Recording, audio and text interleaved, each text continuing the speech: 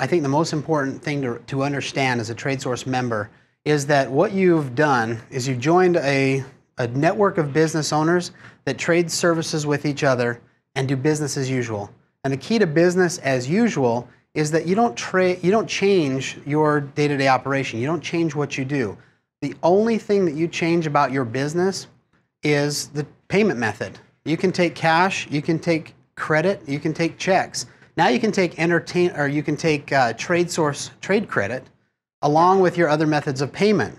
So one of the key things that I'm always telling people is that the first thing you ought to do when you call someone, you find someone in the directory that you want to do a trade with. You want to purchase their service, give them a call, introduce yourself as a TradeSource member,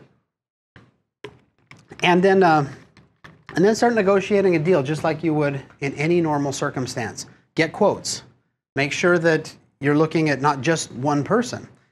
Just like you would in any other circumstance, get 2 or 3 quotes. If it's a situation where you want to find out where the best price is, TradeSource is a large network, and you have the ability to deal with multiple companies. And they're not all the same. Some are going to meet your needs better than others, so it's a good idea to talk to multiple companies. Again, you're not obligated to do business with anybody just by virtue of the fact that they're in the trade exchange. You know, business as usual. You're going to deal with the people who you like. You're going to deal with the people who you gravitate to, who you work well with. And so once you've gotten your quotes, you've determined your price, don't check your brain at the door. I say don't check your brain at the door because you are dealing in a little bit different way. Trade currency, trade credit is a little bit different than cash in this. We all start to do a calculation in our mind. We figure out, well, what am I really spending? You know, how much does this really cost me to do business? Because whatever your overhead is, and everyone has overhead in their business, whatever your overhead is now converted to really a wholesale buying power scenario. But don't do a deal with someone who you feel their price is overinflated. Okay, we deal 100% retail value. Retail or below, you're certainly welcome to lower your price. But one thing we don't allow in the trade exchange is for a person to inflate their price above the retail value, above the going market rate. When that happens, what that does is it devalues the dollar. And I'm going to start talking about the trade dollar when I say dollar, I mean the trade credit, the trade dollar. It is a microeconomy just like in the cash world.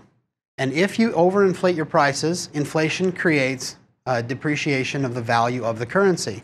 So we have some pretty tight strictures in TradeSource that allow us to say if you don't do business as usual at the retail price, if you're overinflating, we have the ability to cut you off out of the system. We don't like to do that. So what we want is for everyone to set their prices, and typically everyone has a printed price. Use your printed pricing. When you're doing a deal, let's say you're offering a service at a 50% off, you've got a cash sale, and you're offering your service at 50% off. That isn't something that you have to honor in trade. Trade is the deal. The trade credit is essentially your coupon. So if you're couponing out there and you're offering a 50% off special, that isn't something you have to do in the trade exchange because obviously we discount so that we can get more business. Another method is the trade exchange, and that's what you've joined.